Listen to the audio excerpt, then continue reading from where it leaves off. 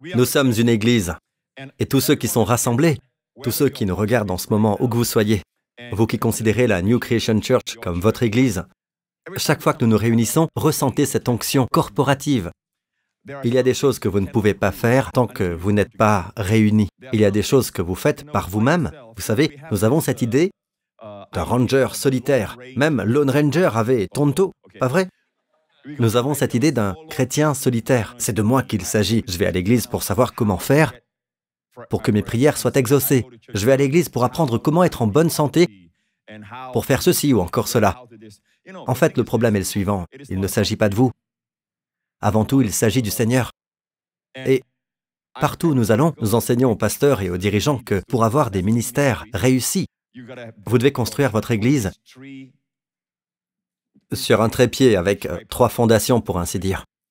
Si vous construisez votre vie, votre église, votre ministère sur ce trépied, vous n'échouerez pas, parce qu'il repose sur la fondation de Dieu. C'est comme bâtir sa maison sur le roc. D'abord, le premier trépied, le plus important de tous, et l'essence de tous, c'est le Christ, le Seigneur Jésus-Christ. Amen. Le Seigneur Jésus-Christ doit passer en premier dans votre vie. Le Christ a pris nos péchés, il est mort pour nous, il est ressuscité des morts lorsque nous avons été déclarés justes en lui, et aujourd'hui il est à la droite du Père. Amen. Il est notre roi, il est notre Seigneur. Donc tout est centré sur lui. Ensuite, le numéro 2 est l'Église, l'Église locale. Amen. Et maintenant, parlons de ce terme, Église. Beaucoup de gens disent, l'Église, j'appartiens à l'Église. Quelle Église? J'appartiens à l'Église. Non, quand vous vous mariez, qui vous marie? L'Église universelle. Le pasteur universel. Il n'y a rien de tel. D'accord? Rien de tel dans la Bible concernant ces termes. La Bible parle de l'Église dans son universalité, tout en mentionnant les églises locales. Jésus s'est spécifiquement adressé à cette Église. Il aurait pu prêcher à une seule Église, et vous partagez ensuite entre vous. Mais au lieu de ça, il a appelé l'Église de Laodicée, il a appelé l'Église d'Éphèse, il a appelé l'Église de Philadelphie. Il reconnaît les églises locales, comme l'illustrent les différentes parties d'un chandelier, qui représente l'Église dans son ensemble. Amen. Et puis, il y a Israël. Je ne pense pas que cela nous pose un problème dans notre Église. Nous aimons Jésus, nous aimons Israël. Parfois, nous mettons l'accent sur Israël, puis nous revenons à Jésus, puis de Jésus à Israël à nouveau. Mais nous avons oublié l'Église. Nous avons oublié l'Église locale. Dans l'Église locale, il y a la sécurité. Est-ce que vous m'écoutez? Il existe une idée concernant l'Église locale selon laquelle les gens n'ont pas besoin de se rassembler ou d'aller à l'Église. La Bible dit, d'autant plus que vous voyez s'approcher le jour que Jésus revient. N'abandonnons pas notre assemblée. Amen. Dans 1 Pierre 5, il est dit très clairement, de même, vous qui êtes jeunes, soumettez-vous aux anciens, pas seulement en termes d'âge, mais aussi jeunes spirituellement. Il y a un ancien dans l'Église, il y a un pasteur. En fait, le mot pasteur est le mot ancien, presbyteros, ces anciens. Amen. Et certains d'entre eux sont aussi de jeunes anciens. Amen. Comme celui-ci, Dieu soit loué. Et vous soumettant tous les uns aux autres, revêtez-vous d'humilité. D'abord, soumettez-vous. Ensuite, que se passe-t-il? Soumettez-vous l'un à l'autre, revêtez-vous d'humilité, car Dieu s'oppose aux orgueilleux, mais il fait grâce.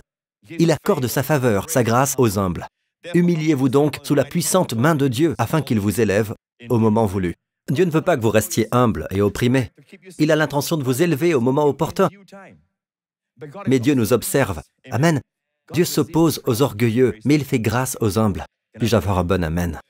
Maintenant, eh bien, je pense qu'il est temps pour moi d'aborder les phénomènes mondiaux, en particulier parmi les enseignants de la grâce.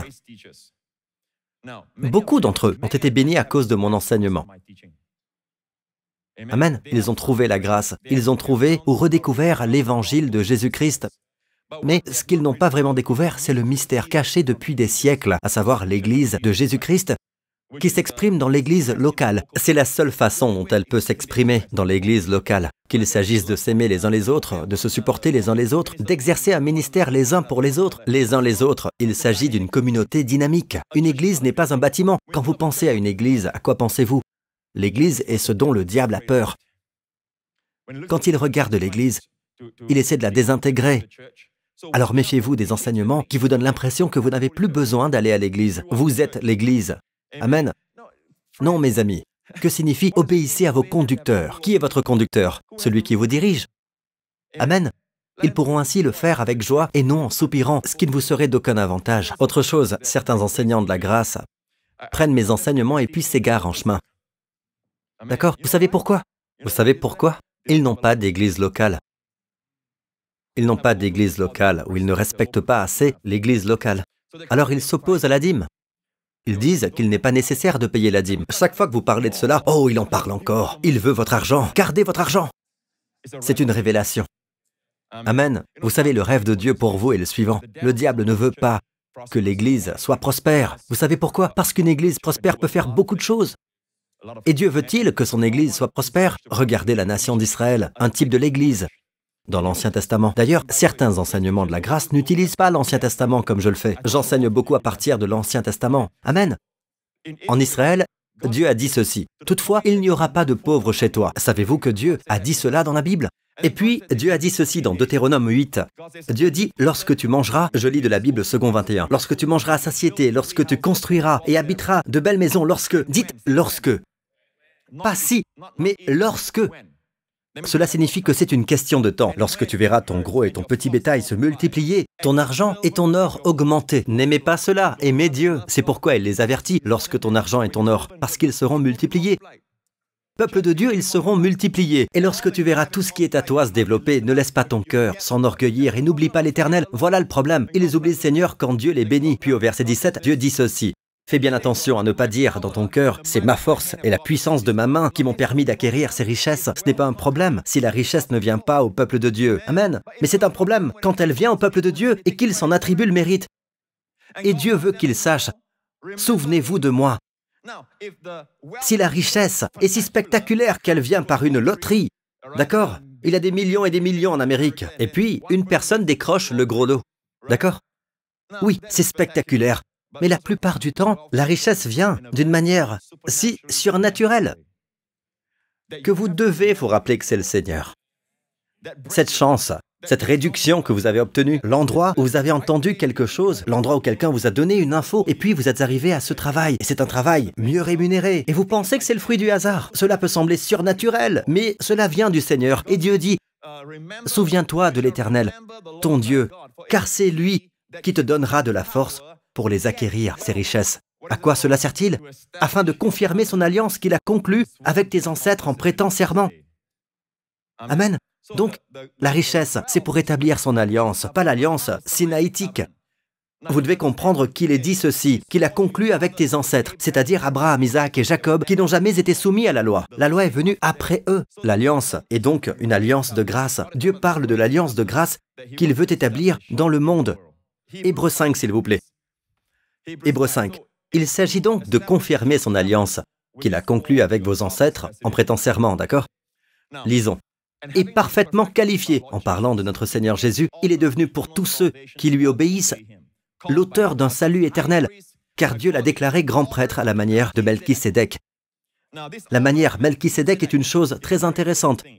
Il s'agit d'un homme qui a vécu, j'allais dire, dans l'Ancien Testament. Mais pour beaucoup de gens, dire cela signifie être sous la loi. Il était là, dans la Genèse, à l'époque d'Abraham. Certains croient qu'il était un homme réel, tandis que d'autres pensent qu'il était une apparence préincarnée du Christ. Cela n'a pas d'importance. Amen. Tant qu'il symbolise quelque chose. La Bible dit que Jésus est le sacerdoce à la manière de Melchisédek. Il n'y a plus de Lévite. Le sacerdoce de Lévite, c'est vous obéissez, Dieu vous bénit. Si vous n'obéissez pas, Dieu vous maudit, d'accord?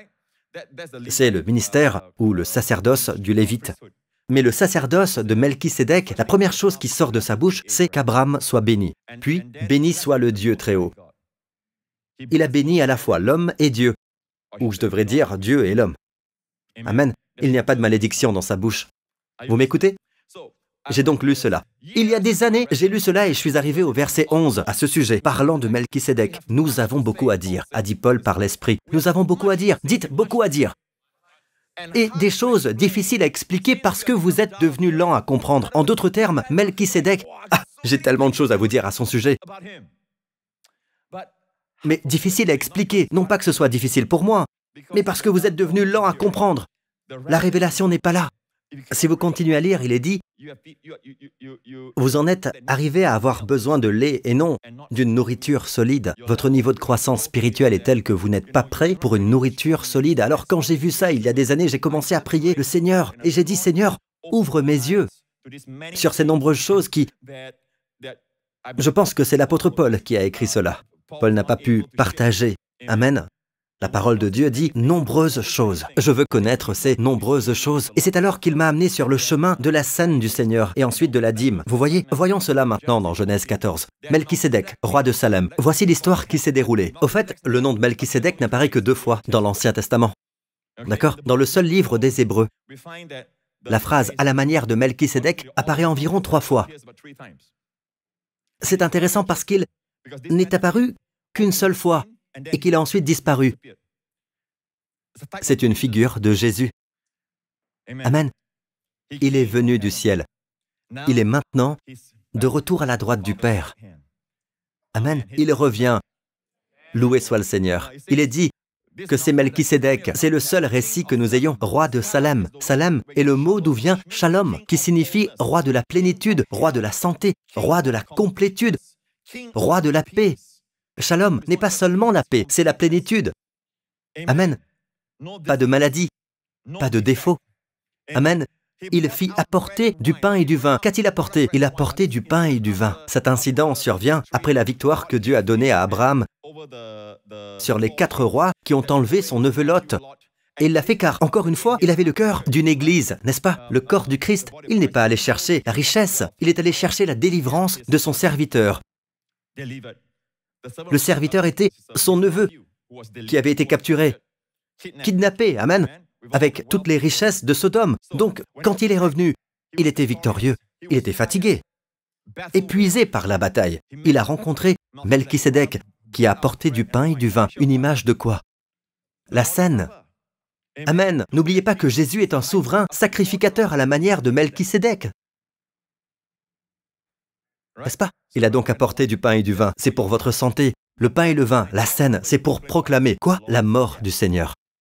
Regardez Abraham. Puis il bénit Abraham. Remarquez la bénédiction que je viens de partager. Qu'Abraham soit béni par le Dieu Très-Haut. C'est la première fois que l'expression Dieu Très-Haut apparaît. En hébreu, El Elyon, le Dieu Très-Haut. Il possède toujours les cieux et la terre, ce qui signifie que Dieu peut agir sur les circonstances. Dieu peut déplacer les événements, il peut déplacer vos futurs clients, il peut déplacer votre position, il peut déplacer les choses et les événements de votre vie. Il est le Dieu Très-Haut. C'est la première fois que cela apparaît. Et chaque fois que quelque chose comme ça apparaît, que le nom de Dieu apparaît pour la première fois, faites attention, je suis très attentif à cette histoire parce que Jésus est aujourd'hui le grand prêtre à la manière de Melchisédek. Il a donc apporté le pain et le vin. Jésus apporte le pain et le vin. Certains disent, Pasteur Prince, les gens ont tendance à entrer dans une routine et deviennent légalistes en prenant la communion de manière mécanique. Maintenant, vous voyez, s'ils font la communion tout le temps, ils deviennent légalistes. Si vous faites la communion, oui. Si vous pensez à vous-même, c'est votre révélation. Si vous pensez que vous faites la communion, cela peut devenir légaliste, cela peut devenir ennuyeux, mais je ne communie pas, je reçois la communion. Il a apporté le pain et le vin, remarquez. Il les a apportés. Aujourd'hui, avez-vous communié? Avez-vous reçu votre communion? Voilà mon idée. Joseph Prince, as-tu reçu la communion aujourd'hui? Amen. As-tu communié ce dimanche? Avez-vous communié? Avez-vous communié? Cela met fin au légalisme parce qu'il est toujours prêt à me donner plus de santé, plus de plénitude. Chaque jour, le corps de chacun a besoin d'être réparé. Il apporte le vin, symbole de son sang, pour nous rappeler chaque jour que nos péchés sont pardonnés. Il apporte le pain et le vin. C'est pourquoi je le vois toujours en train d'apporter, même si je sors les éléments, je prépare les éléments. Amen. Je vois que c'est lui qui les apporte. Je reçois, d'accord? Alors, regardez ceci. Béni soit le Dieu Très-Haut. Il a béni le Dieu Très-Haut, qui a livré tes ennemis entre tes mains. Abraham lui donna quoi? La dîme. Dites la dîme. C'était avant les 10 commandements, c'est avant la loi, avant le Sinaï. Abraham a donné la dîme, et le mot dîme est maaser. Regardez ce mot hébreu, maaser. Ce mot hébreu, maaser, mem, aïn, shin, resh. En lisant de droite à gauche, maaser signifie la dîme. Si on enlève la première lettre, qui est mem, on obtient un nom. Enlevez la première lettre et vous obtenez le mot aser. Aser signifie riche, richesse. Donc la richesse est dans la dîme. Voyez-vous cela? D'accord, ensuite, Le roi de Sodome dit à Abraham, une image du diable, le roi de Sodome. Donne-moi les personnes et prends pour toi les richesses. Abraham répondit au roi de Sodome, je le jure, la main levée vers l'Éternel, le Dieu très haut, le maître du ciel et de la terre, je ne prendrai rien de tout ce qui t'appartient, pas même un fil, ni un cordon de sandales, afin que tu ne puisses pas dire, c'est moi qui ai enrichi Abraham. Aaser, vous souvenez-vous du Aaser de tout à l'heure? Maaser, enlevez le même, vous avez Aaser au même endroit. Pourquoi Abraham était-il préoccupé par le fait que cet homme, un ennemi de Dieu, le roi de Sodome, un ennemi de Dieu, le roi de Sodome, ne veuille pas qu'il s'attribue le mérite d'avoir rendu Abraham riche. Abraham craignait que quelqu'un ne s'attribue le mérite de l'avoir rendu riche. Si le fait d'être riche est mauvais, les priorités d'Abraham ne sont-elles pas, les priorités d'Abraham ne seraient-elles pas mal placées? Nous devons cesser de prétendre, de dire « je donne parce que je ne veux pas être riche, je donne simplement parce que j'aime Dieu ». Et nous aimons tous Dieu. N'ayons pas ce genre de prétention que nous n'aimons pas Dieu. J'aime Dieu. Je l'aime beaucoup. Et je n'ai pas besoin de vous convaincre parce que celui que je dois toucher, et tout ça, c'est Dieu, d'accord? Avec mon amour. Mais l'amour n'est pas l'amour tant que vous ne le donnez pas. Et le langage de Dieu est le suivant. Reconnaissez. Vous savez que c'est moi qui suis derrière votre richesse. C'est moi qui suis derrière même votre salaire. C'est moi qui vous ai donné un travail, de l'air pour respirer, la santé pour travailler. Amen. Et c'est moi qui vous accorde mes faveurs. Vous prenez 10% et vous me les ramenez pour montrer que je suis la source de votre richesse. Maintenant, pour ceux qui ne peuvent pas, qui ne veulent pas le faire, ne le faites pas. Ce n'est pas une révélation pour vous, ne le faites pas. Aucun associé ne demande 10%, surtout pas un associé principal, celui qui fournit tout. C'est Dieu qui le fait. Ce doit être une révélation. Amen. Et ceux qui disent, vous savez, nous ne faisons pas les choses pour devenir riches. Ah bon, vraiment? Sérieusement? Est-ce ce que Jésus a dit? Qu'a dit Jésus? Donnez et on vous donnera. On versera dans le pan de votre vêtement une bonne mesure, tassée, secouée et qui déborde. Jésus, arrête de m'encourager. Tu encourages mon caractère charnel. Dis simplement, donnez parce que vous m'aimez. Pourquoi dire donner et on vous donnera? C'est comme quand j'étais un jeune garçon, j'avais l'habitude de ratisser les feuilles dans le jardin, en Malaisie. Je suis un Singapourien né à l'hôpital Kadang Kerbau. Alors que ma mère était transportée dans la chambre, je suis déjà sorti, Dieu soit loué. J'étais pressé, amen. Allez, il y a du pain sur la planche, n'est-ce pas? Amen. On ne peut pas rester longtemps dans les ténèbres, amen. Je vois la lumière au bout du tunnel, alors je suis sorti, Dieu soit loué. Et mon père a travaillé pendant 8 ans en Malaisie, et nous étions à Perak. Et la vie était comme, vous savez, je connais l'élevage, je connais l'agriculture, je connais ce genre de choses. Je ratissais les feuilles, et je me souviens que nous mettions les feuilles dans le panier, un énorme panier. Et chaque fois que j'appuyais dessus, elles remontent. Il fallait faire plus d'espace dans le panier, alors je marchais dessus. Je devais me mettre dessus, l'écraser, je dois marcher dessus, ratisser encore, d'accord? C'est la signification de ce que Jésus disait. Donnez, on vous donnera. On versera dans le pan de votre vêtement une bonne mesure. Tassez, secouez, qui déborde, tassez, secouez, jusqu'à ce que vous ayez vraiment beaucoup de feuilles dans le même panier. Je comprends donc le langage. Jésus, pourquoi me dire tout cela, Seigneur? Dis-moi simplement de donner par altruisme. Alors, ne faisons pas semblant. Dieu vous le dit. Vous connaissez le Fils de Dieu? 2 Corinthiens 8, verset 9. En effet, vous connaissez la grâce de notre Seigneur Jésus-Christ. Pour vous, il s'est fait pauvre, alors qu'il était riche, afin que, par sa pauvreté, vous soyez. Que vous soyez. Soyez. Quoi? Enrichis. Ne nous dites pas cela. Vous nous rendriez charnels. Non. Dieu veut que vous sachiez qu'il s'est fait pauvre pour que vous soyez riches. Jésus est devenu pauvre à la croix. 2 Corinthiens 8, 9. Notez ceci. D'accord? Il y est question de dons. Tout le contexte du chapitre 8 de 2 Corinthiens. Le chapitre 9, le chapitre suivant. Et d'ailleurs, il est légitime de se poser des questions quant à ce qui suit au chapitre 9. Et d'ailleurs, si on est riche, c'est par la croix. Amen. Mais la façon dont vous démontrez quoi que ce soit dans la vie, c'est par la foi. Amen. Et dans le domaine de l'argent, vous le démontrez par vos dîmes et vos offrandes au Seigneur. Le chapitre suivant vous dit ceci, celui qui sème abondamment, moissonnera abondamment. Dieu aime celui qui donne avec joie. Celui qui sème peu, moissonnera peu. Et celui qui sème abondamment, moissonnera abondamment. Dieu, pourquoi nous dire celui qui sème abondamment? Dis-nous simplement de semer suffisamment. Dieu n'est pas aussi prétentieux que certaines personnes.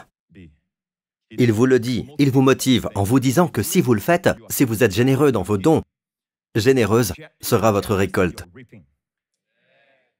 Si vous êtes avare dans vos semailles, vous aurez une récolte avare. Dieu, je pensais que les gens te critiquaient, tu sais, ils font des blogs sur toi. N'écrivez pas cela. Vous voyez? Certains d'entre vous pensent que nous sommes plus spirituels que Dieu. Qu'en est-il des versets comme Proverbe 3? Lisons-le. Proverbe 3. Honore l'Éternel avec tes biens, votre substance, et avec les premiers ou prémices de tous tes produits. Alors tes greniers seront abondamment remplis et tes cuves déborderont de vin nouveau.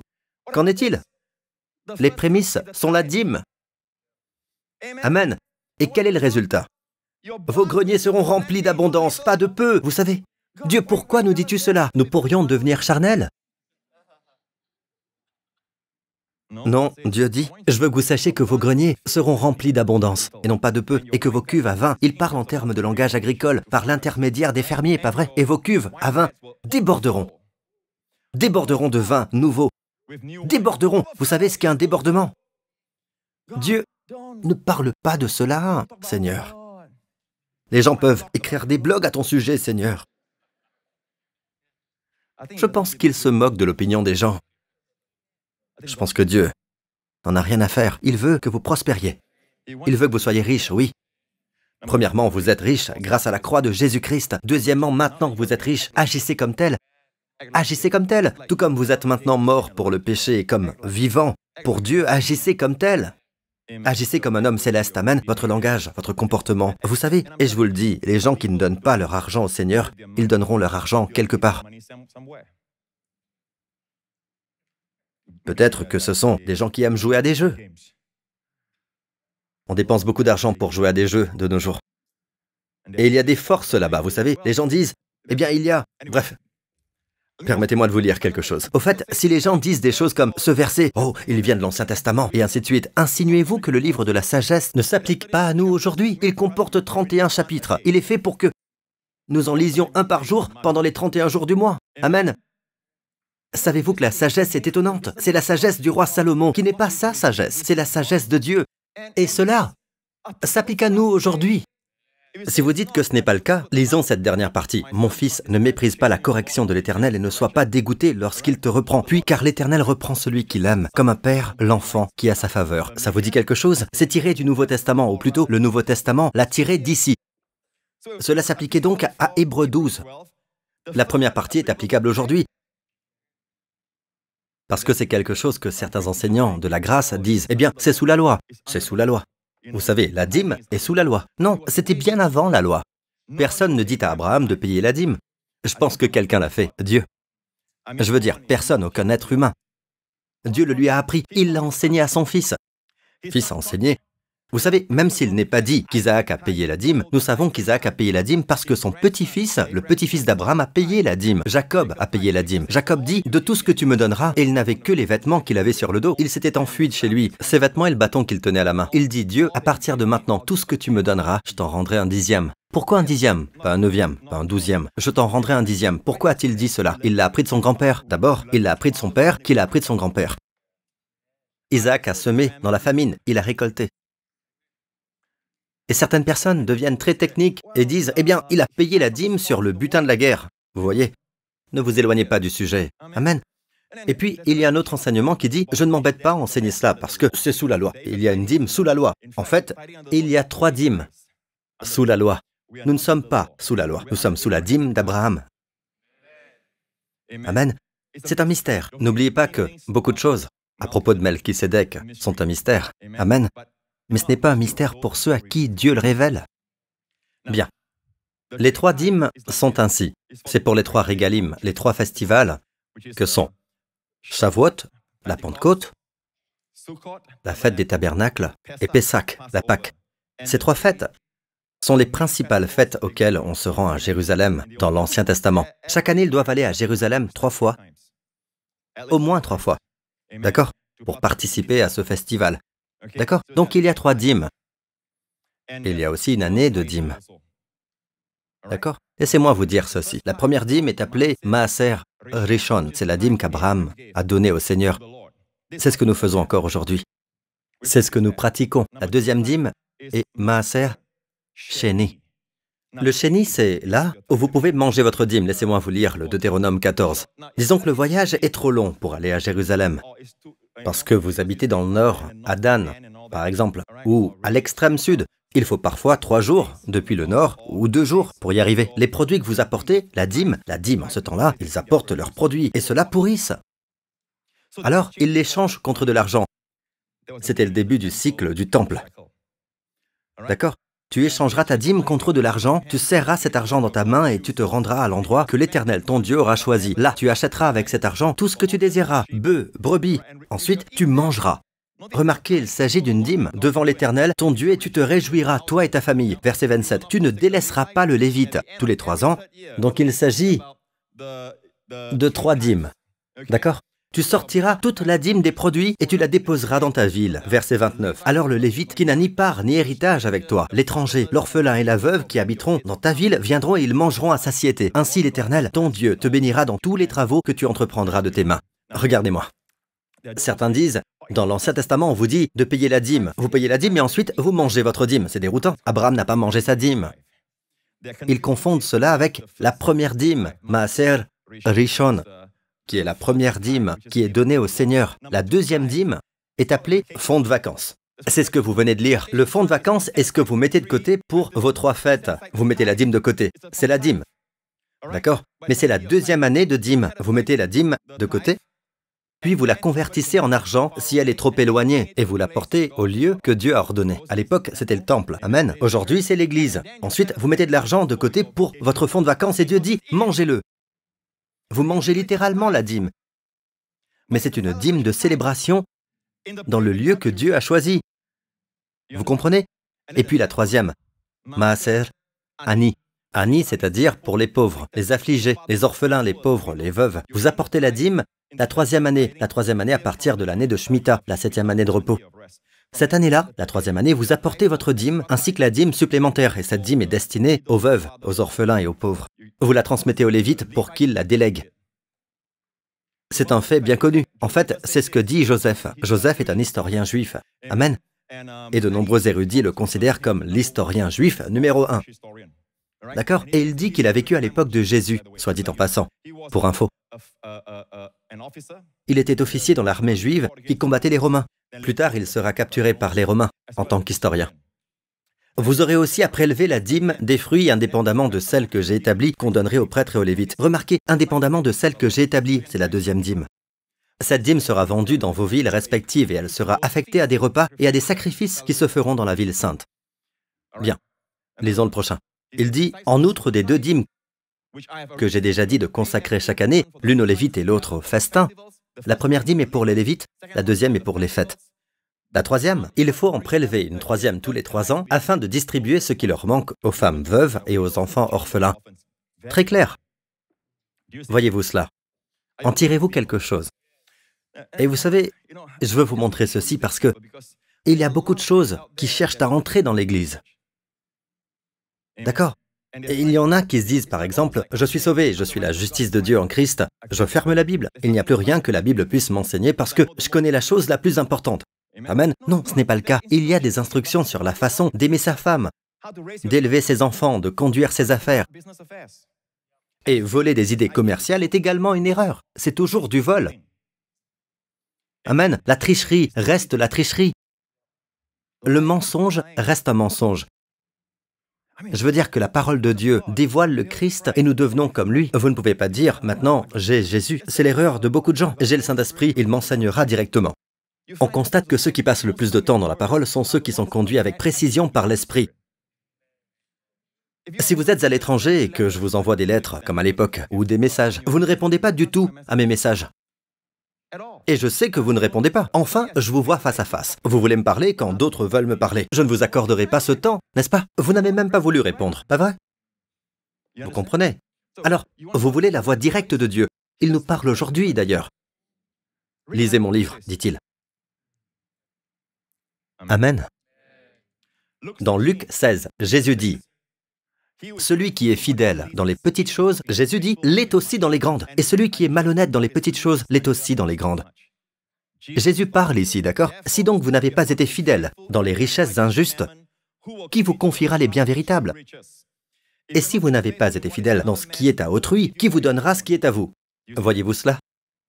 Maintenant, il dit, relisez le verset 11, « Si donc vous n'avez pas été fidèle dans les richesses injustes, qui vous confiera les biens véritables ?» La Bible dit, « Celui qui est fidèle dans les petites choses l'est aussi dans les grandes. » Dieu considère l'argent comme un outil. Il est moindre par rapport aux âmes, aux vies. Mais Dieu dit que si vous êtes fidèle dans ce qui est moins grand, vous êtes fidèle aussi dans ce qui est plus grand. Dieu ne vous donne pas d'argent simplement parce que vous prêchez ou que vous vous occupez des gens. Ce n'est pas ce qui est dit. Il dit que si vous êtes fidèle concernant l'argent, vous serez fidèle avec les gens. Si vous êtes fidèle dans l'utilisation de l'argent, les richesses injustes, Dieu vous confiera les vraies richesses, que sont les âmes, les vies. Il y a des outils, des talents, des onctions, des récompenses, de vraies richesses qui viennent de lui. D'accord? Et puis, il y a cet enseignement. Certains se demandent, pourquoi dois-je donner la dîme? Si je prends l'argent, au fait, remarquez que Jésus dit « richesse injuste ». C'est bien ce qu'il a dit. Vous n'avez pas été fidèle dans les richesses injustes. Savez-vous que l'argent, par défaut, pour Dieu est injuste? Il est sale. Il y a des années, j'avais l'habitude de dire que l'argent dans les mains d'une bonne personne devient bon. Entre les mains d'une mauvaise personne, il devient de l'argent vicié. Mais Dieu dit non, l'argent est injuste, l'argent est impur. Parce que dans l'ensemble, la façon dont l'argent a été utilisé dans le monde est injuste. Les gens en sont privés, les gens sont intimidés, persécutés, les gens sont manipulés et il y a beaucoup d'argent injuste. Dieu dit que la façon de rendre l'argent saint, Romains 11, si les prémices ou la première part de pain est sainte, tout le pain l'est aussi. Et si la racine est sainte, les branches le sont aussi. Vous comprenez? Si les prémices sont saintes, la masse l'est aussi. Le diable ne peut pas toucher ce qui est saint.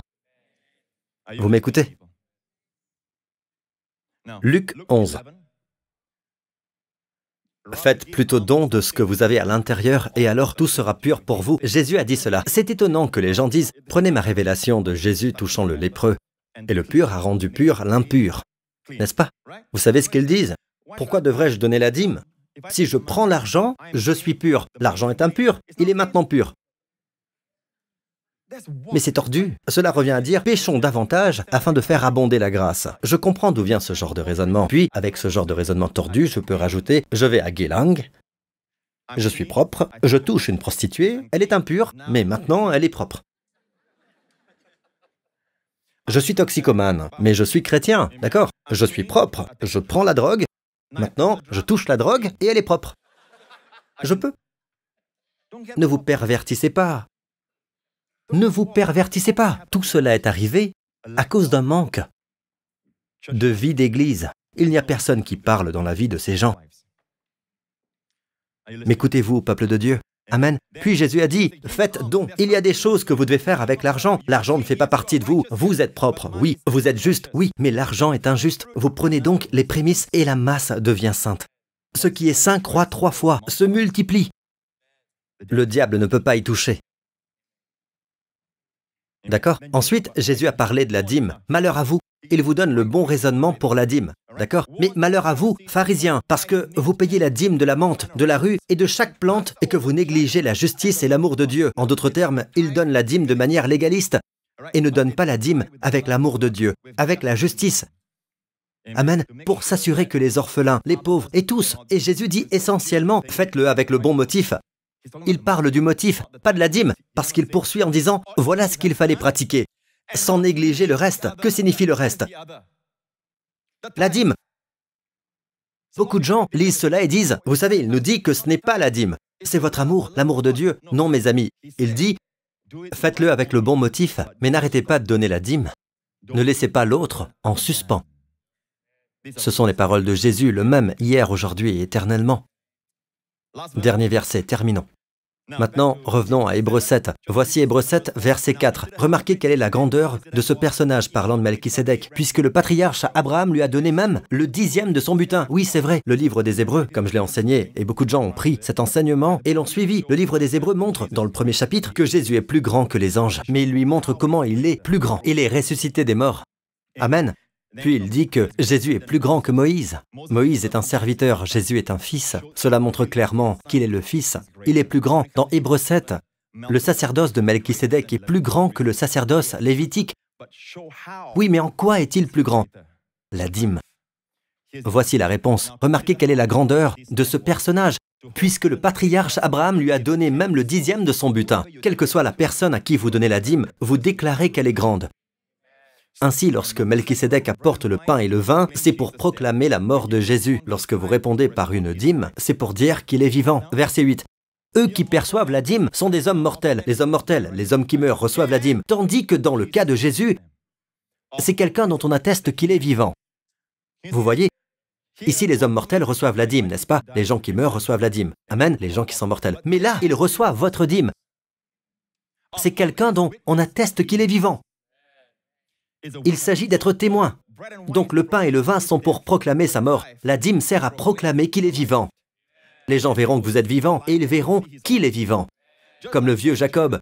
Il n'a pas cru ses fils quand ils ont dit « Joseph est vivant ». Alors quand il est sorti, il a vu les chariots. Alors il dit « Ça suffit, mon fils Joseph est encore en vie ». Les gens verront la preuve de la bénédiction de Dieu sur votre vie au point qu'ils diront « Dieu est vivant » ou « Jésus est vivant ».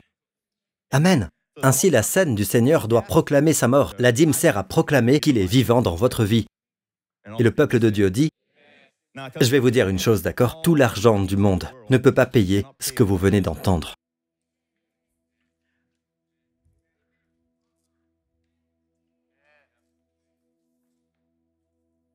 John D. Rockefeller. Quand on lui a demandé, il a répondu « Oui, je donne la dîme ». John D. Rockefeller est probablement l'homme le plus riche qui ait jamais vécu, à part le roi Salomon. Le roi Salomon, si l'on tient compte de l'inflation et tout ce qui s'ensuit, vaut probablement 2,1 trillions de dollars aujourd'hui, en monnaie d'aujourd'hui. John D. Rockefeller vaut en monnaie d'aujourd'hui, tenant compte de l'inflation, 340 milliards de dollars. Même Bezos n'en est pas proche. L'argent de Bezos, à cause de sa femme également, s'élève à 116 ou 114 milliards de dollars. Bill Gates, 100 milliards de dollars. Personne n'arrive à la cheville du roi Salomon et de John D. Rockefeller. Rockefeller a dit ceci lorsqu'on lui a posé la question. « Oui, je donne la dîme. J'ai commencé à travailler quand j'étais petit garçon pour aider ma mère. La première semaine, j'ai ramené mon $50, $1,50 à ma mère. En le tenant sur ses genoux, elle m'a expliqué qu'elle serait heureuse si j'en donnais un 10e au Seigneur. C'est ce que j'ai fait. Et depuis cette semaine jusqu'à aujourd'hui, j'ai donné la dîme de chaque dollar que Dieu m'a confié. Et je tiens à vous dire que si je n'avais pas donné la dîme au premier dollar que j'ai gagné, je n'aurais pas donné la dîme au premier million de dollars que j'ai gagné. Encadrez vos enfants. Apprenez-leur à prélever la dîme et ils deviendront de fidèles intendants du Seigneur. John D. Rockefeller. N'est-ce pas, mes amis? Les jeunes, j'aimerais que vous appreniez cette vérité. Les sous que vous recevez, quels qu'ils soient, commencez. Quand vous commencez petit, amen, vous trouverez la façon dont Dieu l'agrandit. Ceux d'entre vous qui sont intéressés par une expérience réalisée à la fin des années 30, 40, ou dans les années 50, j'ai oublié, mais c'est en noir et blanc. Elle s'intitule Dynamics Kernels Tithing Experiment. Henry Ford, le constructeur automobile, a mené une expérience avec un petit boisseau de blé qui n'a cessé de croître. Il a pris le 10e et l'a donné à l'église. Il a grandi et grandi. Il a pris le 10e, l'a donné à l'église et il a grandi jusqu'à ce que vous ayez besoin de beaucoup d'aide. L'expérience a été enregistrée à l'époque. Elle se trouve sur YouTube et s'intitule Dynamics Kernels Tithing Experiment. Le grain de blé, d'accord? Le grain de blé dynamique. Prenez donc le temps de réfléchir à tout cela. Peuple de Dieu, regardez vers le haut. Je veux que vous prospériez parce que vous êtes essentiels à l'établissement de son alliance sur la terre. Amen. L'alliance de la grâce. Amen. Louez Dieu. Vous ne comprenez pas? Ne vous en préoccupez pas, d'accord? Et ne vous inquiétez pas, nous ne vérifions pas votre dîme. Seulement pour les leaders. Amen. Parce que vous ne voulez pas d'un dirigeant qui ne paie pas la dîme. Vous ne voulez pas qu'un dirigeant qui n'est pas fidèle dans ce qui est le plus petit, d'accord, soit responsable de vous. Nous vous aimons. Levez vos mains. Si vous croyez que Christ est mort pour nos péchés et qu'il est ressuscité des morts, comme je l'ai dit tout à l'heure, il a été fait péché pour que nous soyons faits justice de Dieu en lui. C'est ce qui s'est passé à la croix. Mes amis, si vous voulez que Jésus-Christ soit votre Sauveur et Seigneur, ne commencez pas par payer la dîme. C'est ici que tout commence. Faites cette prière avec moi. Père Céleste, je te remercie pour Jésus-Christ qui est mon Seigneur et mon Sauveur. Il est mort sur la croix pour expier tous mes péchés, et je te remercie d'avoir donné sa vie pour moi. Je t'aime, parce que tu m'as aimé en premier. Merci de l'avoir ressuscité d'entre les morts. Jésus-Christ est mon Seigneur et mon Sauveur. Au nom de Jésus. Amen. Mettez-vous debout, je vous prie. Dieu soit loué. Vous êtes maintenant un enfant de Dieu. Amen. Dieu soit loué. Levez vos mains. Père, je te remercie pour chaque personne qui entend ma voix. Et Père, je te remercie pour les mystères de Melchisédek que tu nous as révélés aujourd'hui. Je te remercie, Père, car tu veux que ton peuple prospère. Tu veux que ton peuple soit libéré des dettes et de l'instabilité de l'économie mondiale. Seigneur, tu veux qu'il se concentre sur les trésors du ciel. Père, je sais que tu aimes tous ceux qui sont sous le son de ma voix. Il n'y a pas un seul cheveu qui tombe de leur tête sans que tu ne le saches. Père, je suis reconnaissant que tu les fasses prospérer à partir de ce jour. Père, donne-leur la puissance de créer de la richesse pour l'établissement de ton royaume sur terre. Au nom de Jésus, Amen. Seigneur, garde-les à l'abri du mal, du danger et de la méchanceté tout au long de cette semaine. Je te le demande au nom de Jésus. Et le peuple de Dieu dit Amen.